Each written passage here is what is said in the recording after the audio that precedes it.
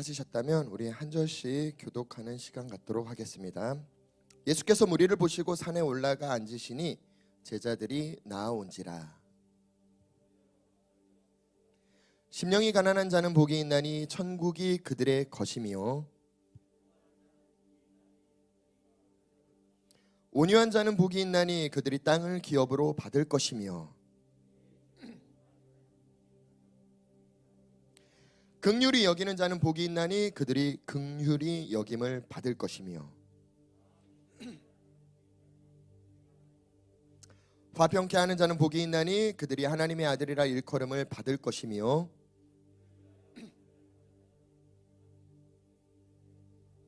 나로 말미암아 너희를 욕하고 박해하고 거짓으로 너희를 거슬러 모든 악한 말을 할 때에는 너희의 복이 있나니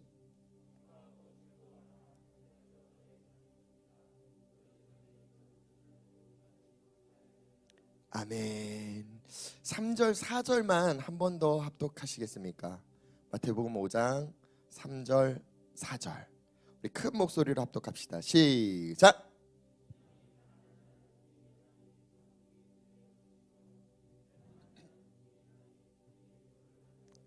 아멘.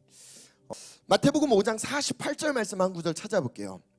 이게 5장과 7장 이 산상수훈 10가지 챕터의 키포인트, 가장 주제되는 말씀이에요. 어떤 말씀인지 한번 읽어보면 좋겠습니다. 시작.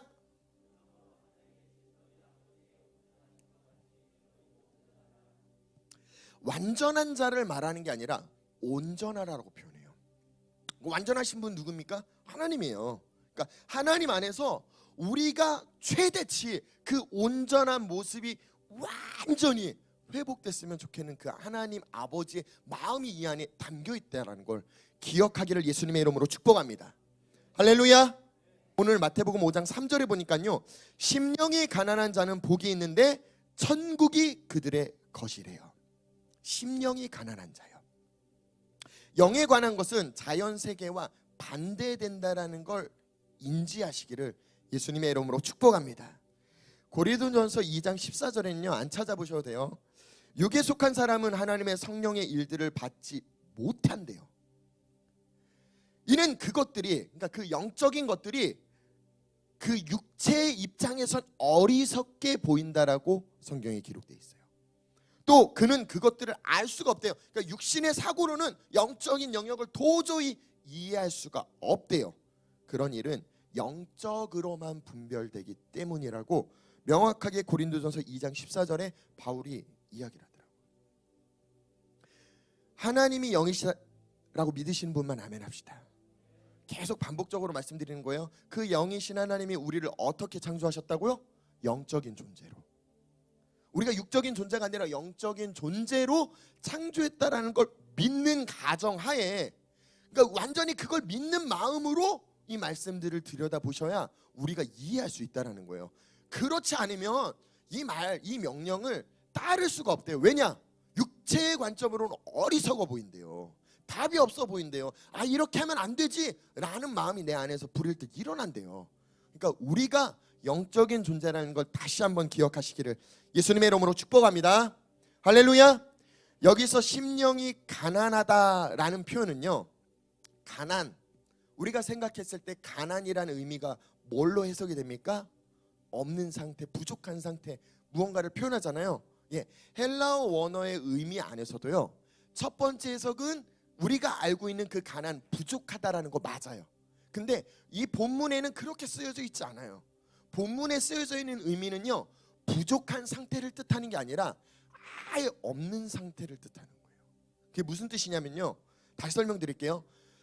내가 진인 것 같아요. 근데 파산됐어요. 그럼 어떻게 됩니까? 완전히 없는 상태가 돼버리잖아요. 그러니까 그 없는 상태를 성경은 표현하고 있다고요. 이걸 잘 비유해서 표현하는 말 한 구절을 찾아봤으면 좋겠습니다. 고린도후서 8장 9절 한번 찾아볼게요. 오늘 몇 군데 성경을 계속 찾아보는 까닭은 이해를 돕기 위해서 찾아보니까, 찾아보실 때마다 밑줄도 그어보시고 그 말씀들을 더 깊이 좀 묵상하는 시간들 되시기를 축복합니다. 고린도후서 8장 9절에 보니까요, 우리 주 예수 그리스도의 은혜를 너희가 알거니와 부유하신 이로써 너희를 위하여 가난하게 되심은, 지금 누구를 뜻하는 거예요? 예수 그리스도죠. 예수 그리스도가 부유하신 자였는데 가난하게 됐대요. 그의 가난으로 말미암아 우리를 다시 부유케 하려고. 그러니까 예수님이 부유한 상태였대요. 근데 가난의 모습을 입었대요. 이 가난의 모습을 입었다라는 건 성경적으로 우리가 해석을 했을 때 두 가지 관점을 볼 수가 있는 것 같아요. 영적인 존재인 예수님이 육체를 입고 이 땅에 오신 상태, 그걸 뜻하기도 하지만요, 또 하나는 마치 아까 말씀드렸을 때 파산이라고 말씀드렸죠. 왜 헬라어 원어의 의미가 파산이라는 의미를 지니고 있냐면요, 예수님이 이 땅에 오셨을 때, 공생애를 사실 때 어떤 일들이 벌어졌습니까? 병을 고쳤어요. 귀신을 쫓아냈어요. 사람들이 몰려들기 시작해요. 그들에게 빵을 주기 시작해요. 엄청난 인기로 마치 바리새인들이, 서기관들이, 율법학자들이 두려워하기 시작해요. 누구를요? 이 예수님의 명성을요. 그러니까 이 땅에 육신을 입고 온 예수님인데 그런 명성이 있다니까요. 그 명성을 입은 상태를 뜻하는 게 아니라 예수님이 이 명성을 다 잃어버린 상태가 언제입니까? 십자가 위에 오르실 때요. 찢기시고 매맞고 침뱉음 받고 사람들에게 끌려다니고 가시면류관을 쓰시고 조롱받고 십자가에 매달려서 마지막 숨을 거두시는 상태, 그 상태를 성경은 파산이래요. 성경은 그게 가난하대요. 우리의 심령이 가난하다. 예수님이 우리에게 말씀하셨죠. 너희가 나를 따르려면 우리 또한 뭐 해야 된다고요? 자기를 부인하고 십자가를 지어야 된다고요. 그러니까 같은 이야기예요. 심령이 가난한 상태는요, 우리가 뭔가 가난하고 그냥 뭔가 검소하고 그런 가운데 하나님을 더 잘 볼 수 있지? 아니요, 착각입니다. 가난하면요, 돈에 대한, 세상의 성공에 대한 목마름이 더 많아요. 그렇기 때문에 하나님을 더 잘 믿는다? 아니요. 가난하면서도 하나님을 잘 믿을 수도 있고 부하면서도 하나님을 잘 섬길 수가 있어요. 부하면서도 하나님을 잘 섬기지 못할 수가 있고 가난하면서도 하나님을 잘 섬기지 못할 수가 있다고요. 성경이 말하는 심령이 가난한 상태는요, 우리가 보여지는 표면적인 물질적인 세계에 대한 이야기를 하는 게 아니라 내 영적인 그 상태를 뜻한다고요. 어떤 상태요?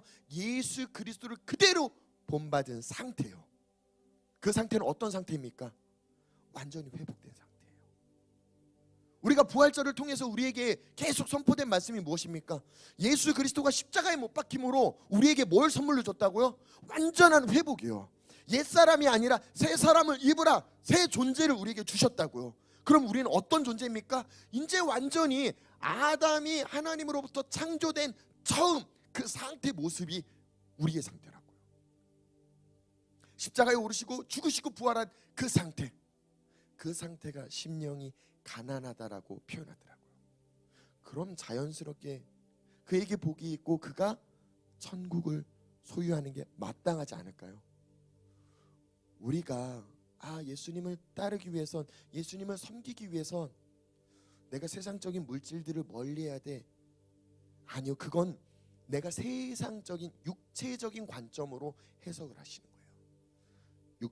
물질이 많아도 되고요, 물질이 적어도 돼요. 산상수훈은요, 마태복음 5장부터 7장까지는요 보여지는 걸 얘기하는 게 아니라 내 내면의 마음의 동기를 계속 예수님이 두드리시는 거예요.